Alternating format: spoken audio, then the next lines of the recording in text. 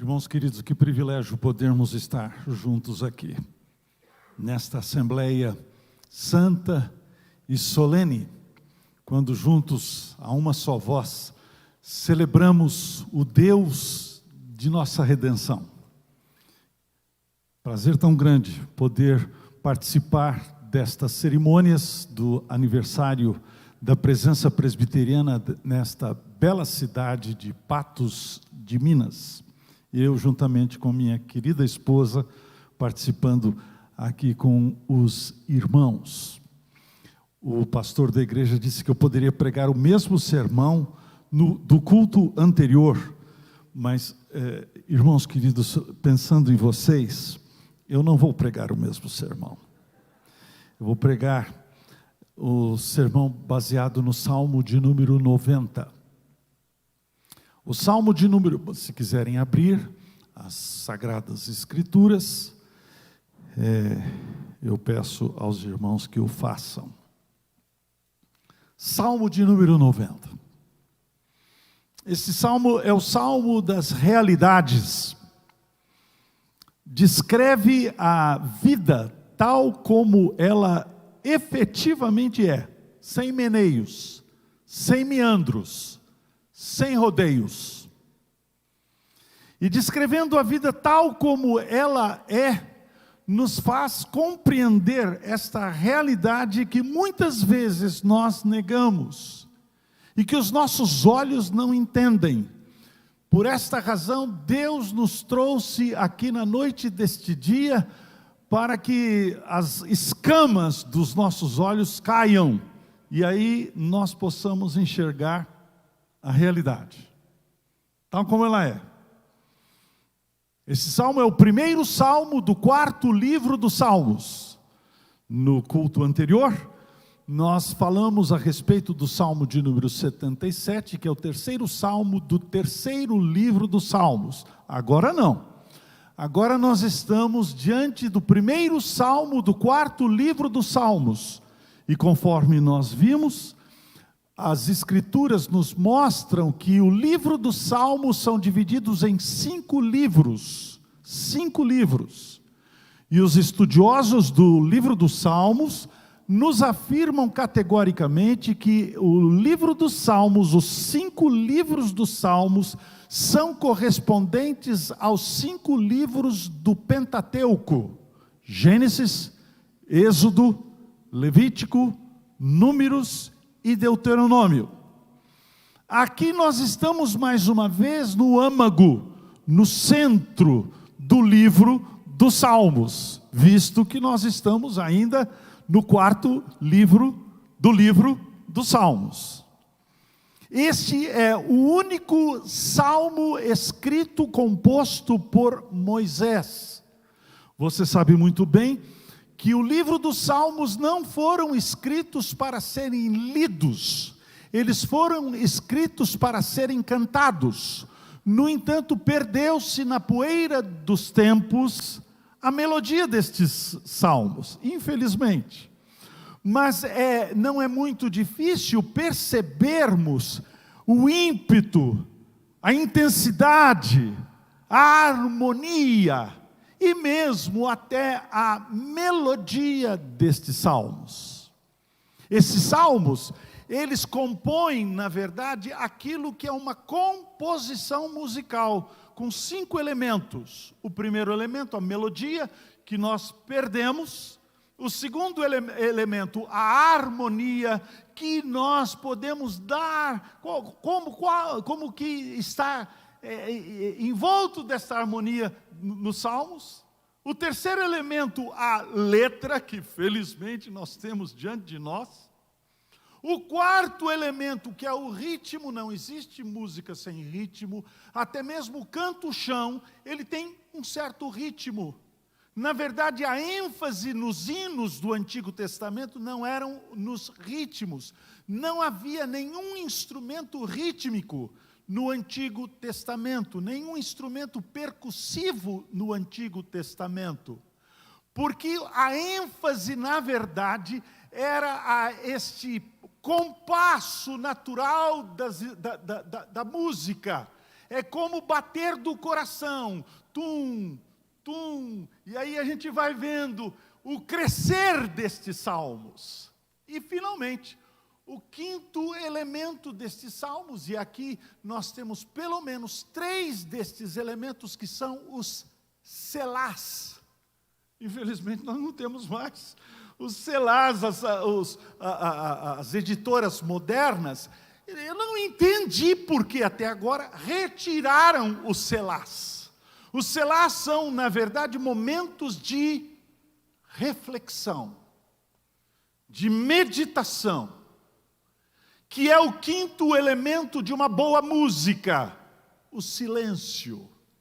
O silêncio, as pausas, elas são para introjetar aquilo que a música, especialmente a letra, trazida através das melodias, trazem ao nosso coração.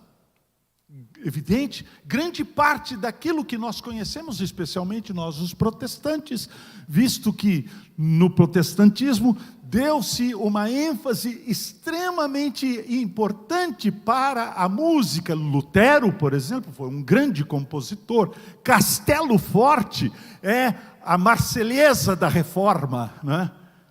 Porque Lutero entendia que grande parte do conhecimento teológico, doutrinário, se aprofunda e se torna, na verdade, parte de nossa própria vida quando nós os cantamos.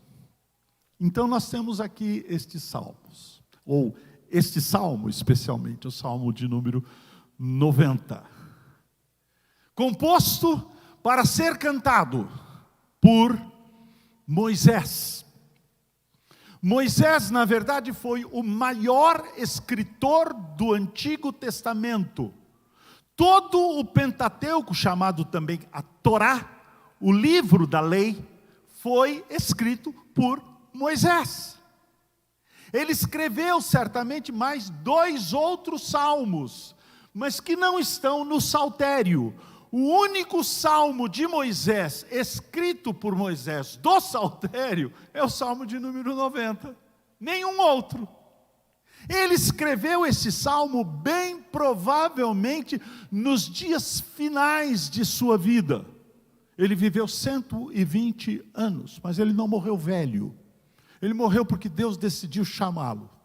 Você acabou, Moisés. Vem para casa. Moisés viveu 3 períodos de 40 anos. Ele se chamava Moisés por causa do fato, e isso é o significado do seu nome, porque ele foi tirado das águas.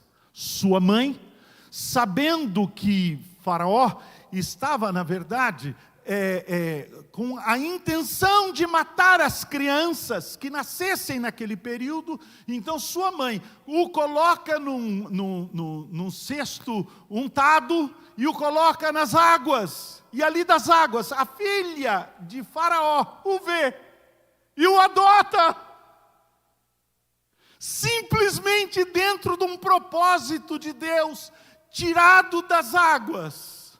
Moisés, tirado das águas, e os primeiros 40 anos da vida de Moisés, ele viveu nababescamente, considerado, portanto, como filho da filha de Faraó, deitado em berço esplêndido, gozando de todas as benesses, provavelmente de um dos impérios mais portentosos e ricos de toda a história da humanidade, que até hoje tem marcas ali no Egito. Até que, pelo fato de no seu sangue correr sangue judeu, um dia vendo um soldado, alguém do império egípcio, maltratando um dos seus compatriotas, um patrício seu, toma para si a justiça, indignado que fica, e mata o egípcio. Imagina que teria cometido um crime perfeito, Porquanto enterra este egípcio, o cadáver deste egípcio na areia. Qual o quê? Não demorou muito tempo. E ele então é descoberto. E ele entende que a ira de Faraó derrama-se sobre ele. E o que ele faz? Ele foge. Vai para o deserto de Midian, fugido do Egito. Ali no deserto de Midian, Deus o prepara para ser um grande líder, condutor de um rebanho de pessoas, e o prepara fazendo um pastor, condutor de ovelhas. Vive ali debaixo dos auspícios de seu sogro, Jetro. E ali vivendo debaixo deste governo de seu sogro, que era na verdade um grande pastor de ovelhas, tinha rebanhos sem fim. Moisés, acostumado, portanto, a lidar com as ovelhas no deserto de Midian. Eu conheço o deserto de Midian, é interessante. Naquele deserto há um fenômeno natural que se repete até nos nossos dias. Quando estive em Israel, por várias vezes, vi este fenômeno acontecer.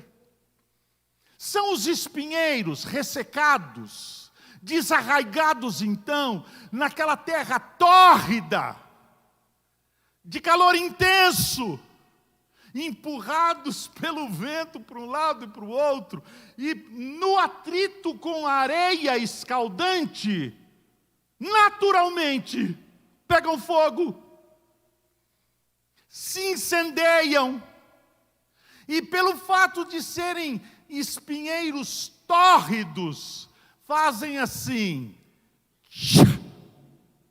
imediatamente viram cinza.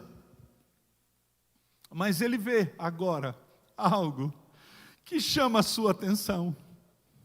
Coisa que ele nunca vira até então. De longe, ele percebe um espinheiro, uma sarça, que pega fogo e não se consome. Como diz o nosso brasão antigo, infelizmente deteriorado, nec tamen consumebatur. Não se consumia. Ele fica, então, boquiaberto, admirado. E se aproxima daquele fenômeno, se aproxima daquela sarça ardente. Qual é a sua admiração? Porquanto do meio da sarça uma voz. A sua admiração agora passa a ser um espanto, o temor da presença de Deus, o Criador, nesta teofania, numa aparição física, através de representações físicas, para representar, portanto, realidades espirituais que não poderiam ser vistas. A voz é esta: tira a sandália dos teus pés, porque o lugar em que estás é terra santa.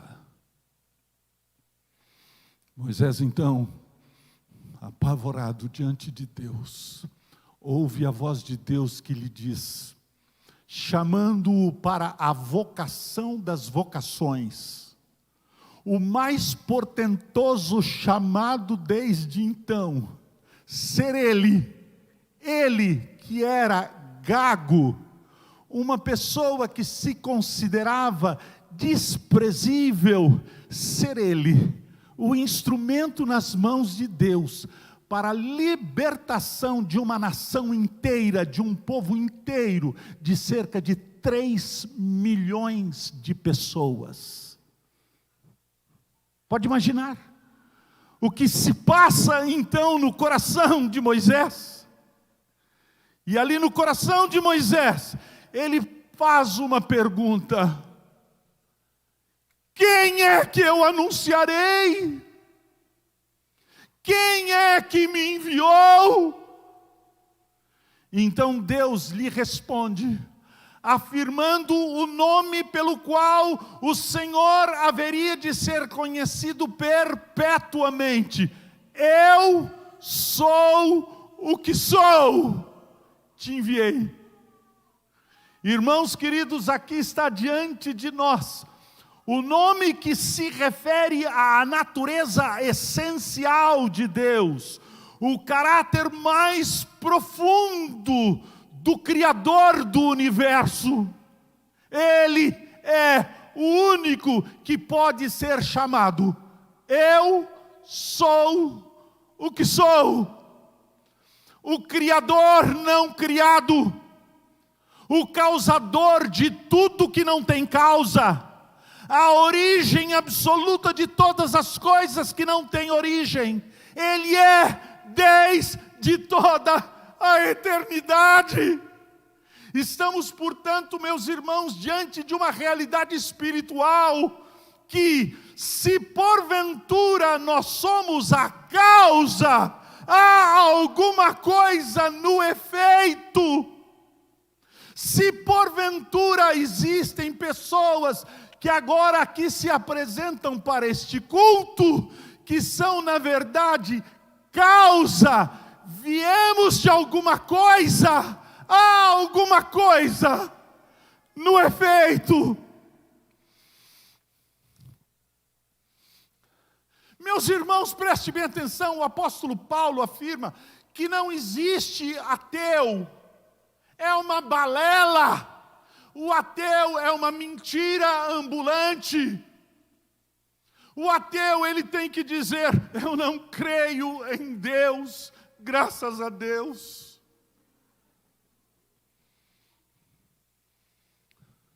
O apóstolo Paulo, escrevendo a sua carta aos Romanos, no capítulo 1, diz que eles, os ateus, tendo o conhecimento de Deus, abafaram este conhecimento e passaram, porque não há possibilidade de fugirmos de uma religiosidade intrínseca do nosso coração, passaram a adorar mais a criatura do que o Criador.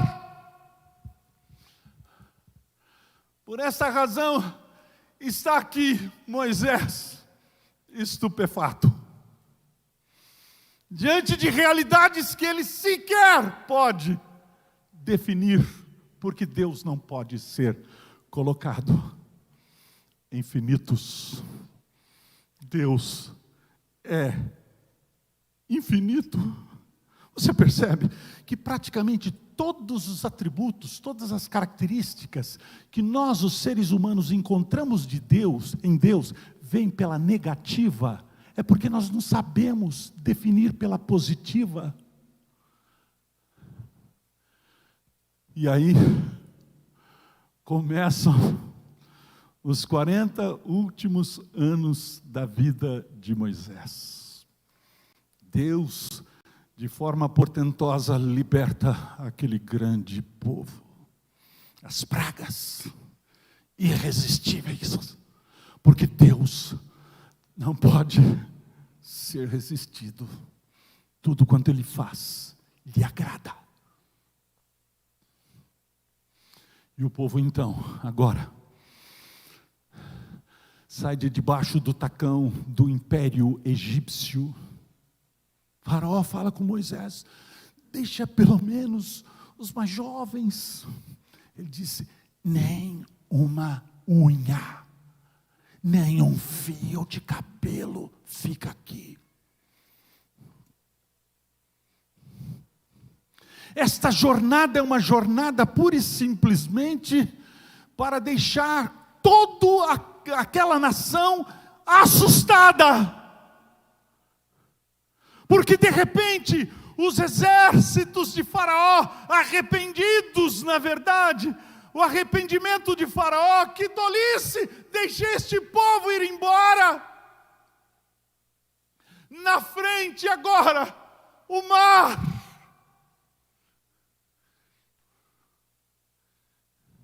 E Deus diz para Moisés: Moisés, estende o teu bastão e diga ao povo que marche. e o mar se abriu.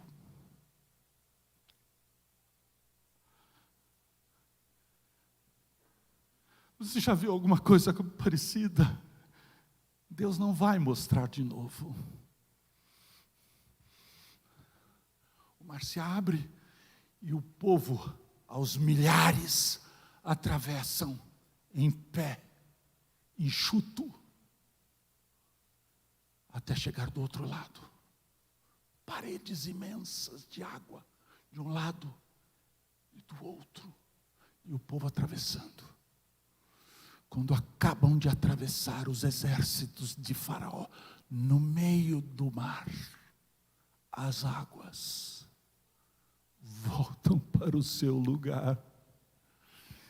E Moisés, sem levantar o fio da espada, vê a vitória mais estupenda do povo de Israel, da onde nasceu o Messias. Esse povo no deserto é um povo aborrecido, na verdade. É um povo que dá muito trabalho. Liderar um povo deste dá muito trabalho. O prefeito de nossa cidade está aqui. Liderar uma cidade dá muito trabalho.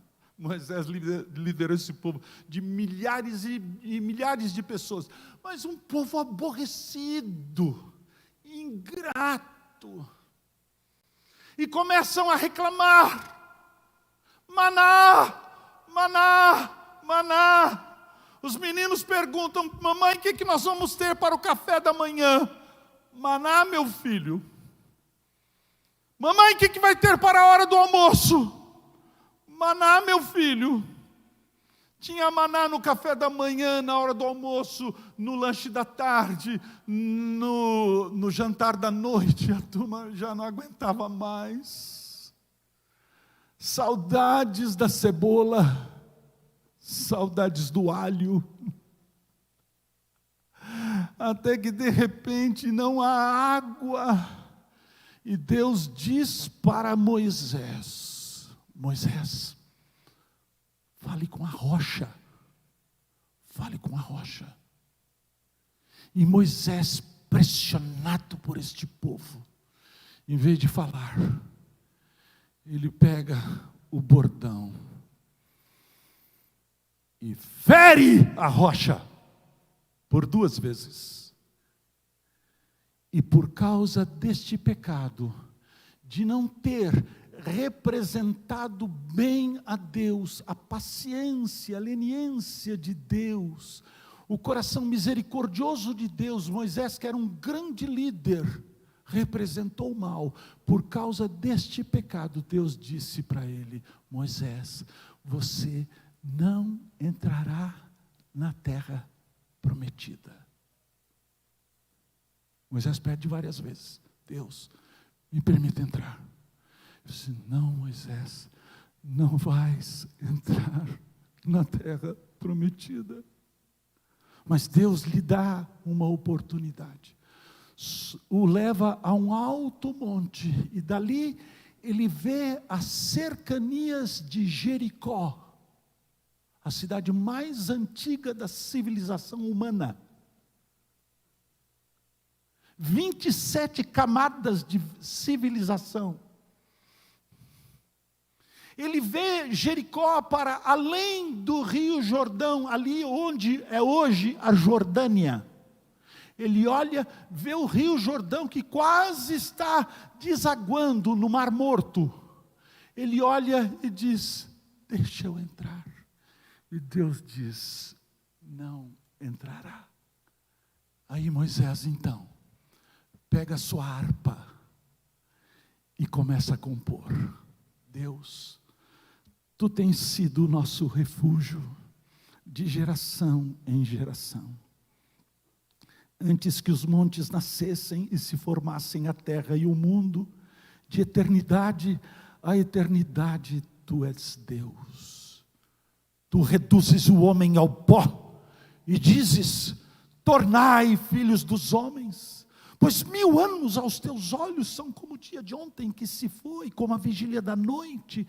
Tu os arrastas na torrente, são como um sono, como a relva que floresce de madrugada viceja e floresce, à tarde murcha e seca. Pois somos consumidos na tua ira, e pelo teu furor conturbados diante de ti, puseste as nossas iniquidades sob a luz do teu rosto, os nossos pecados ocultos. Pois todos os nossos dias se passam na tua ira, acabam-se os nossos anos como um breve pensamento. Os dias da nossa vida sobem a 70 anos, ou em havendo vigor, a 80 no caso deles. O melhor deles é canseiro e enfado, porque tudo passa rapidamente, nós voamos. Quem conhece o poder da tua ira e a tua cólera, segundo o temor que te é devido? Você percebeu que eu estou lendo rápido demais, não estou? Sabe por quê? Estou para passar rápido. Complicado isso daqui. Aí ele diz assim: ensina-nos a contar os nossos dias, para que alcancemos coração sábio. Volta-te, Senhor. Até quando? Tem compaixão dos teus servos.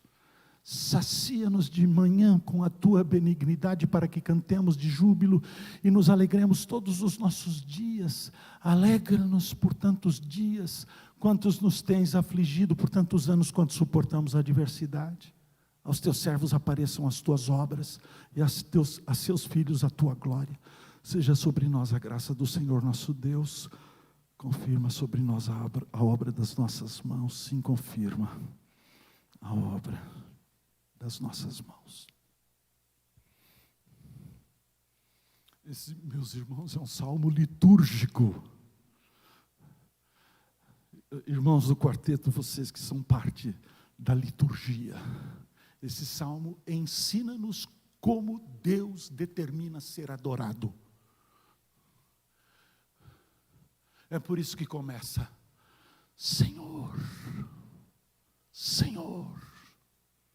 Aqui está a referência absoluta. O ponto de referência sobre o qual todas as outras coisas se medem. Senhor. E a primeira afirmação é uma afirmação pura e simplesmente estupenda. Quando Moisés diz: tu tens sido o nosso refúgio, ou melhor, tu és a nossa tenda, tu és a nossa casa, em ti nós moramos, em ti nós habitamos, nós somos geração de Deus, criados à imagem e semelhança de Deus, respiramos, nos movemos, existimos em Deus. O nosso coração pulsa, e cada pulsar do nosso coração foi Deus quem o deu. Não é mesmo? Deus é a nossa casa, Deus é o nosso refúgio, Deus é a nossa habitação. E Moisés acrescenta: de geração em geração. Sabe o que acontece? Isto foi não só comigo, mas foi com meu pai, foi com o pai do meu pai, foi com o pai do pai do meu pai, foi com o pai do pai do pai do pai do pai do meu pai. É assim, de geração em geração, sempre foi assim. E portanto, meus irmãos, estamos diante desta realidade. Antes que os montes nascessem, antes que se formassem a terra e o mundo, e agora, meus irmãos, o que está diante de nós é o fato de quem Deus é e de quem somos nós. De eternidade a eternidade, tu és Deus. E meus irmãos, há uma declaração aqui agora acachapante, porquanto diante desta realidade absoluta, vem aquilo que descreve o fato do que somos. Olha só, ele diz assim: tu reduzes o homem ao pó, e dizes: tornai filhos dos homens. Não é assim mesmo? Meus irmãos, ninguém aqui vai ficar para semente. Um dia nós retornaremos ao pó. Todos os nossos dias, segundo o salmista, foram contados e determinados quando nenhum deles havia ainda. Todos nós morreremos. Alguns com 100 anos, outros com 40 anos. Conheci uma criança pequenininha, cerca de 2 ou 3 anos, filha de um médico pediatra. Essa criancinha colocou no nariz um grão de feijão e respirou o grão de feijão. O pai, em desespero, tentou por todos os meios e viu esta criança morrer nos seus braços, porque todos os nossos dias foram contados e determinados quando nenhum deles havia ainda. Tu reduzes o homem ao pó e por decreto diz: tornai filhos dos homens. Você se lembra, ao lermos o livro do Gênesis, a civilização humana, inicialmente, vivia cerca de 1000 anos, não é mesmo? Matusalém quase chegou lá, foi o mais velho de sobre a face da terra. Mas Deus, por causa da multiplicação da iniquidade do coração humano, Ele decidiu diminuir a raça humana a 100 anos. Foi a primeira diminuição. Depois Deus decidiu diminuir a 70 anos, a 80 anos, em havendo vigor 80 anos. Alguém chegou para mim e me perguntou: reverendo, quantos anos o senhor tem? Eu disse: eu tenho 70 anos. A pessoa olhou para mim e falou assim: reverendo, não parece, parece muito mais. Não é mesmo? É assim, tudo passa. Nós vamos. Aí o salmista, pelo fato de descrever a realidade tal como ela é, descreve como Deus haverá de nos tirar. Primeiro, os acidentes. Ele diz assim: tu os arrastas na torrente. Não é? É um desastre. É um desastre de um carro nas belas estradas de Minas Gerais, nas curvas, de repente, ou então pelo ciclo natural da vida, de manhã viceja e floresce, viu o texto? À tarde, murcha e seca. Não é assim? É o ciclo natural da vida. Tu os arrastas na torrente. São como um sono, ou como a relva, que cresce de madrugada. De madrugada viceja e floresce, à tarde murcha e seca. Meus irmãos, eu quero passar rápido pela parte subsequente, porque é barra pesada.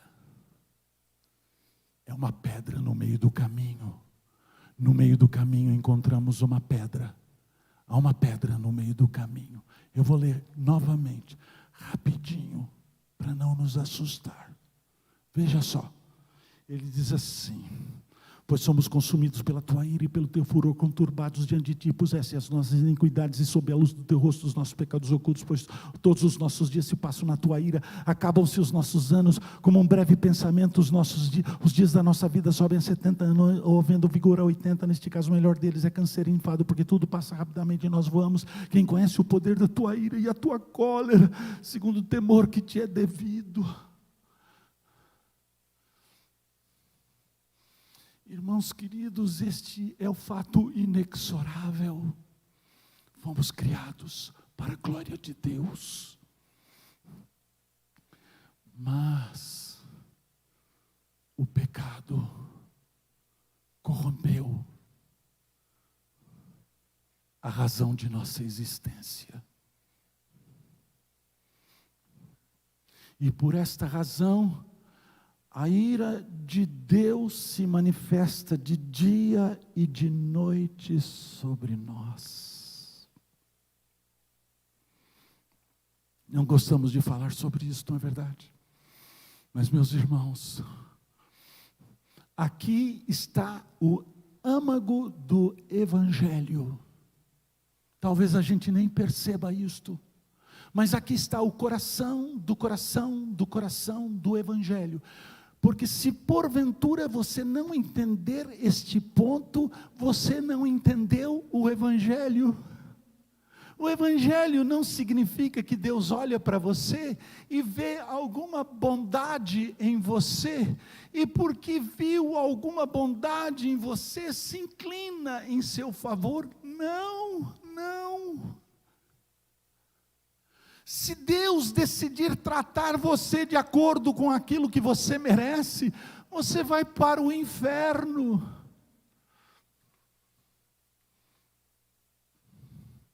A teologia de Tomás de Aquino afirma que não há possibilidade de alterarmos este fato inexorável da justiça de Deus, justificando o injusto, porque Deus não justifica o injusto, Deus justifica somente o justo.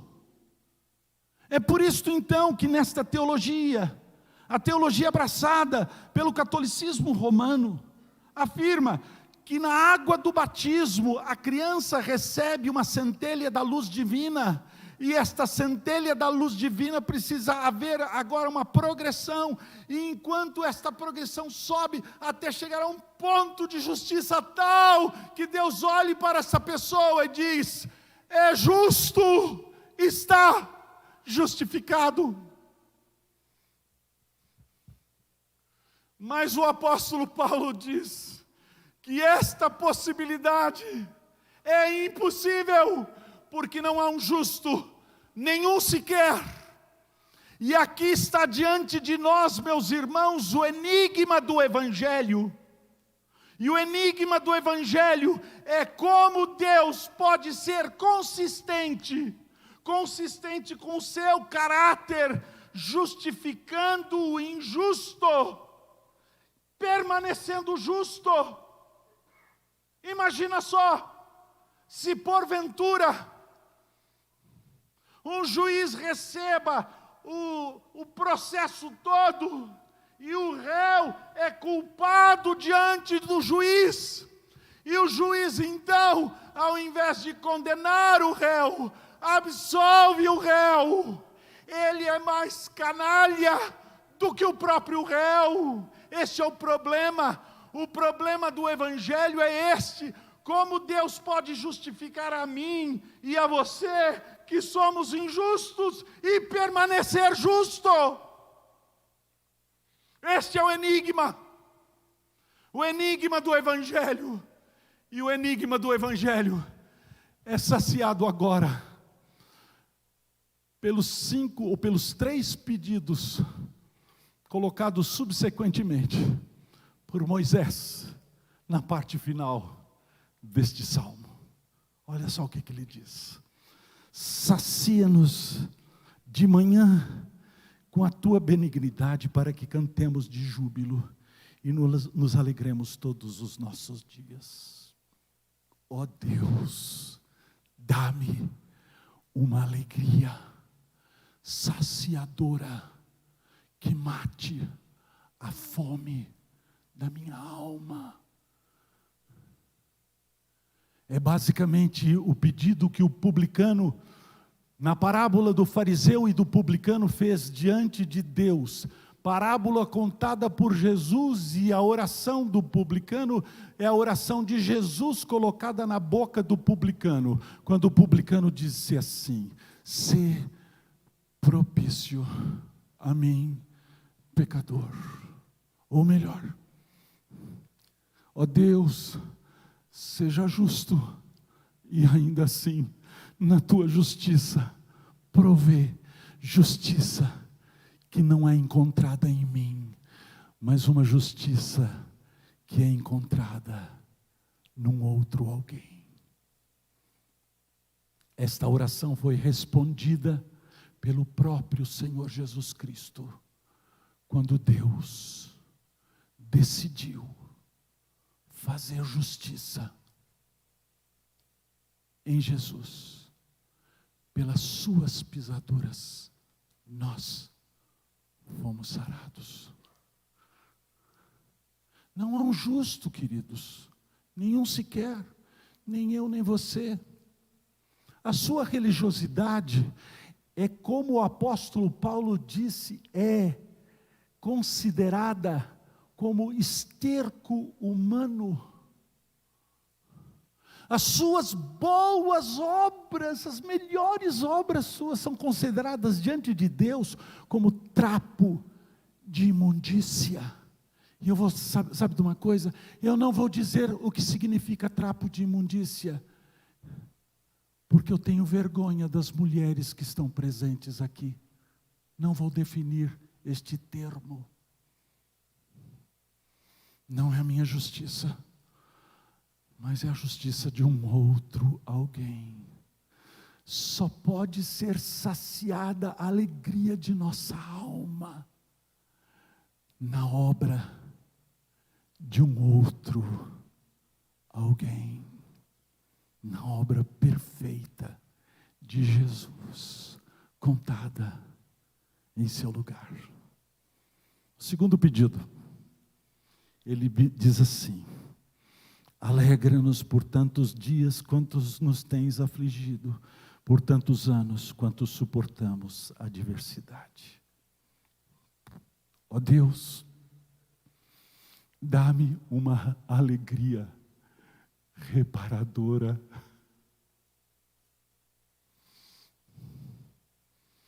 Ó Deus, dá-me uma alegria que suplante o meu passado.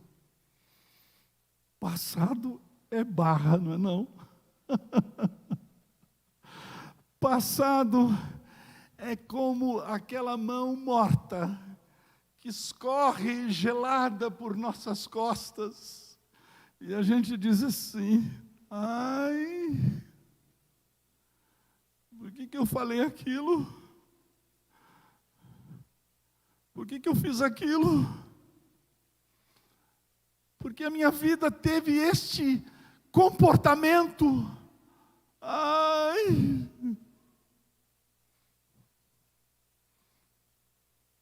Sabe de uma coisa? Somente Deus pode lidar com o seu passado. Ninguém mais. Ninguém mais. Não é mesmo? O Senhor Jesus levou sobre si os nossos pecados. Ninguém sabe, ninguém viu, mas nós sabemos.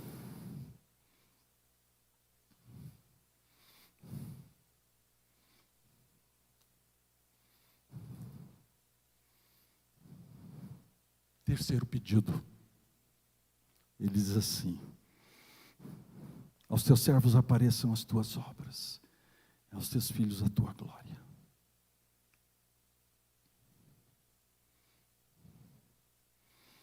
O que eu quero, ó Deus, é refletir quem tu és. Isto, só Jesus em nós. Não há possibilidade de fazermos por conta própria, nem a nossa religiosidade, nem a nossa presbiterianidade, nem os nossos esforços de boa vontade para com as outras pessoas. Nada, nada, nada, nada. Só Jesus. E aqueles que um dia tiveram a aventura de reconhecer em Jesus aquilo que você não tem, e de verificar a possibilidade, pedir a Deus: ó Deus, se tu quiseres, me tome nas tuas mãos. Que Jesus, na verdade, seja o tesouro da minha vida. Que eu fale como Jesus fala. Que eu olhe como Jesus olha. Algumas vezes a gente tem essa bênção, na verdade, essa bênção, a gente está assim tão envolto das coisas espirituais. Eu peguei um táxi uma vez, e um senhor, conversando comigo, perguntou: o senhor é crente? Eu falei: sou. Como é que você descobriu que eu sou crente? Pelo jeito do senhor falar. Bom, não é não? Eu fiquei tão feliz, pelo jeito de eu falar. E aí então eu afirmei: eu sou pastor. Ele falou assim: pastor, eu preciso conversar com o senhor. Prometo, eu paro o taxímetro, eu quero estacionar um pouco, porque eu preciso conversar com o senhor. Irmãos, é isto, que as obras de Deus, que é Cristo, sejam transmitidos pela nossa vida, pelo nosso falar, pelo nosso olhar, pelo nosso vestir. É isso que você quer? É isso que eu quero. Diante de Deus, é isso que eu quero. E finalmente, seja sobre nós a graça do Senhor nosso Deus. Confirma sobre nós as obras das nossas mãos. Sim, confirma as obras das nossas mãos. Graça. Se você perguntar para os pastores desta igreja, eles vão dar a você a definição da palavra graça. A definição clássica é esta: graça é favor imerecido. É mesmo, não é não? Mas sabe uma coisa, eu não gosto dessa definição. Ela é meio down, machuca, não é não? Favor, mas imerecido. Eu prefiro uma outra definição. Graça é beleza em movimento. É interessante, não é mesmo? De vez em quando a gente encontra pessoas que não são tão bonitas assim, mas a gente olha, é uma beleza em movimento, é uma graça,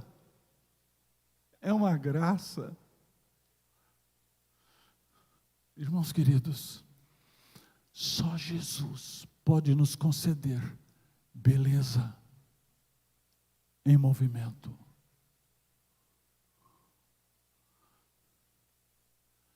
Esta oração está centrada neste pedido inicial.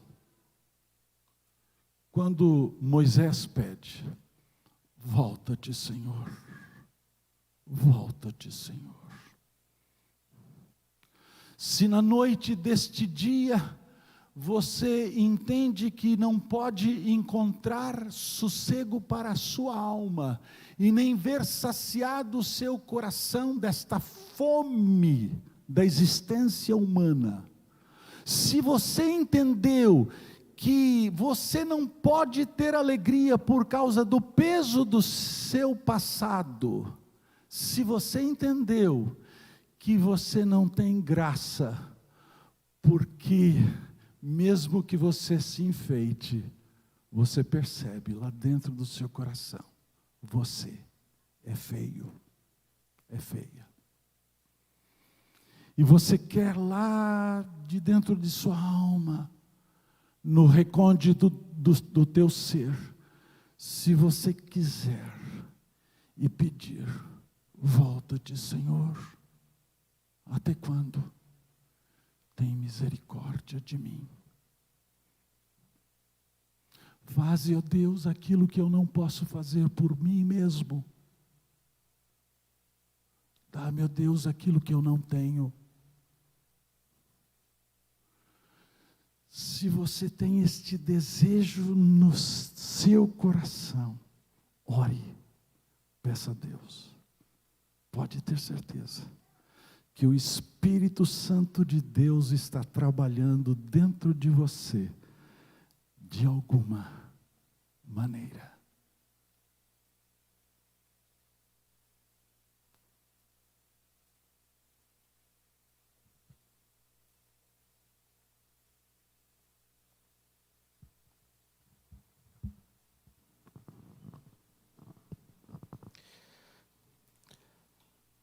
Existem situações que são bem delicadas para nós pastores, tipo essa. O reverendo termina o sermão, sai, se senta e eu tenho que levantar e vir para cá. Vontade de chegar aqui e falar assim, irmãos, amém. Os queridos são da Assembleia de Deus. Certa vez eu fui convidado para pregar num congresso da Assembleia de Deus, e eu me recordo desse congresso, e hoje eu me recordei muito dele enquanto estava aqui nesse culto, porque aquele culto, naquele dia que eu estive participando daquele congresso, ele foi de 2h30 de duração. O pessoal ficou preocupado.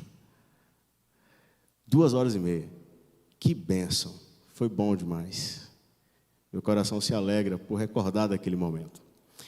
Se nós começamos às 7h30 da noite, 2h30, dá para a gente ir até às 10. Teve corajoso que falou amém. Mas mesmo que não consigamos ir até às 10, eu gostaria de pedir, por gentileza, que vocês cantassem mais um hino. Pode ser? Ao menos mais um hino.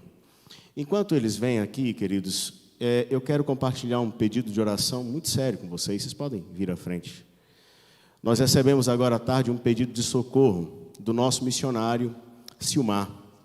A nossa junta de missões apoia alguns missionários e o nosso irmão Silmar é missionário da junta de missões na África. E o nosso irmão Silmar enviou um pedido de socorro. Pastor, peça à igreja para orar por nós. O povo africano está sofrendo e as fronteiras fechadas aumentará ainda mais o nosso sofrimento. Não temos vacinas e estamos sofrendo. Coloque isso na sua lista de oração, por favor. Ore pelo nosso missionário. Ore pela nossa junta de missões. Ore pelo trabalho que está sendo feito. Para que Deus tenha misericórdia e visite os nossos irmãos ali. Nós vamos louvar com os queridos e depois nós oraremos. Nós vamos orar, encerrando esse trabalho tão abençoado que Deus nos deu.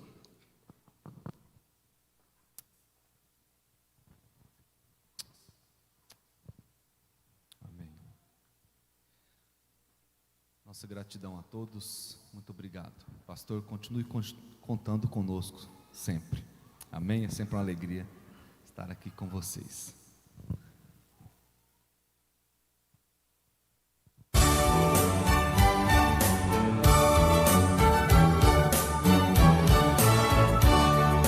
Aleluia, aleluia, aleluia, aleluia, aleluia, aleluia, aleluia, aleluia, aleluia, aleluia. Pois o Senhor onipotente reina. Aleluia, aleluia, aleluia, aleluia. Pois o Senhor onipotente reina. Aleluia, aleluia, aleluia, aleluia. Pois o Senhor onipotente reina. Aleluia, aleluia, aleluia, aleluia, aleluia, aleluia, aleluia, aleluia, aleluia, aleluia, aleluia, o Senhor onipotente reina. Aleluia, aleluia. O reino deste mundo passou.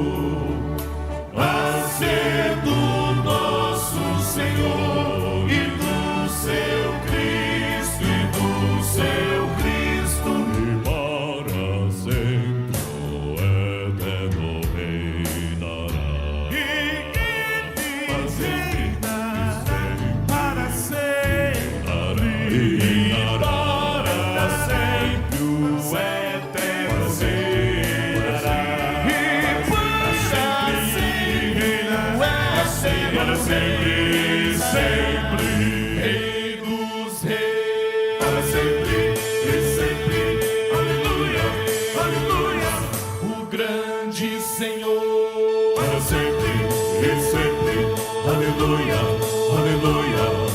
Rei dos reis, para sempre e sempre, aleluia, aleluia. O grande Senhor, para sempre e sempre, aleluia, aleluia.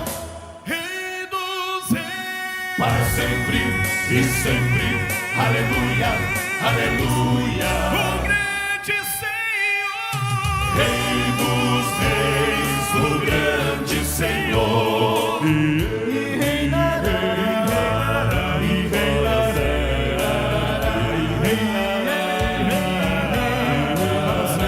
para sempre e sempre. Rei dos reis, para sempre e sempre, o grande Senhor, aleluia, aleluia. E Ele reina para sempre, Rei dos reis, o grande Senhor, Rei dos reis, o grande Senhor.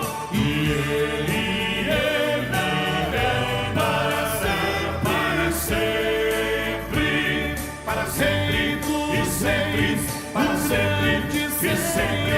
Aleluia, aleluia, aleluia, aleluia.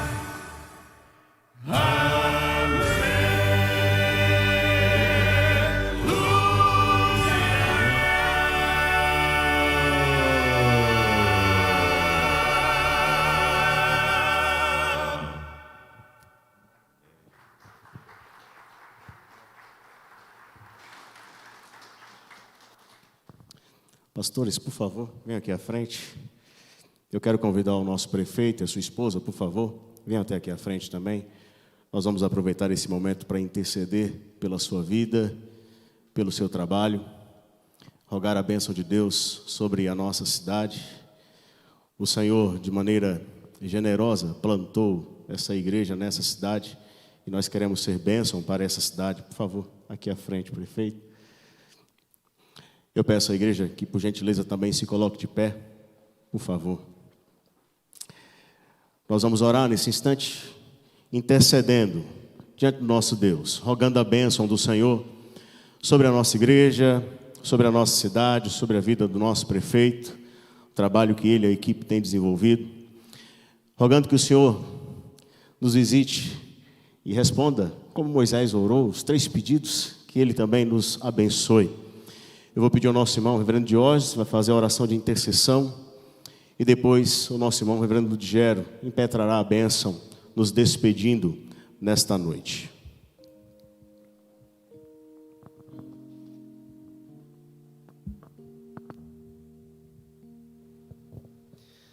Ó Deus, a tua igreja reunida clama ao Senhor, em nome de Jesus, que atenda, ó Pai, o clamor do teu povo aqui. O Senhor conhece o mais íntimo do ser de cada um de nós. O Senhor sondou o coração de Moisés ao longo daqueles 120 anos, desde o seu nascimento até o dia, ó Pai, em que ele foi chamado à sua presença, tomado pelo Senhor. E assim também o Senhor conhece cada um de nós, a nossa história, cada um dos nossos dias sobre a terra, o que se passa no nosso coração e na nossa mente, tu sondas, ó Deus. Durante cada dia da vida do teu servo, o Senhor foi com ele. E nós te rendemos graças, porque o Senhor também é conosco. E nós clamamos ao Senhor, ó Pai, que nos abençoe aqui hoje e sempre, em nome de Jesus. Em especial te rendemos graças, ó Pai, porque ao longo desses 132 anos, o Senhor tem abençoado a tua igreja aqui, transformando vidas, levando o evangelho aos perdidos, tirando-os das trevas e transportando-os para a sua maravilhosa luz, transformando-os de inimigos de Deus a filhos do Deus bendito. Quantos deles, ó Pai, hoje já estão cantando glórias ao teu nome, como acabou de ser cantado aqui, mas cantando diante do Senhor na glória eterna dos céus. E a nós, ó Pai, que estamos na jornada hoje, nós que estamos lutando em prol do evangelho hoje, nos capacite, ó Pai, em nome de Jesus. E que essa igreja e as demais igrejas presbiterianas e evangélicas da cidade continuem pregando com fidelidade e dedicação o nome de Cristo até que Ele venha. Abençoe nosso prefeito, sua esposa, ó Pai, que estão conosco nessa noite, a vice-prefeita, a família dela, cada um dos secretários, os vereadores, todos, ó Pai, que estão investidos de poder, de autoridade, que o Senhor mesmo escolheu para que pudessem, ó Pai, conduzir a nossa cidade ao longo desses anos para os quais foram eleitos. Capacite-os, ó Deus, em nome de Jesus. Conceda a eles temor, tremor para contigo, para que governem não para si mesmos, mas para que o Senhor, ó Pai, seja o abençoador da nossa cidade, que dependam tão somente, ó Pai, das tuas poderosas mãos, e que assim, ó Deus, a sociedade viva em paz, sendo abençoada pelo Senhor. Para a tua glória oramos em nome de Jesus. Amém. A graça e a paz de nosso Senhor e Salvador Jesus Cristo, o amor de Deus, o nosso Pai, e as ternas consolações do Espírito Santo de Deus repousem sobre vós, irmãos, e convosco permaneçam hoje e para sempre. Amém. Ide em paz, queridos. Deus os abençoe.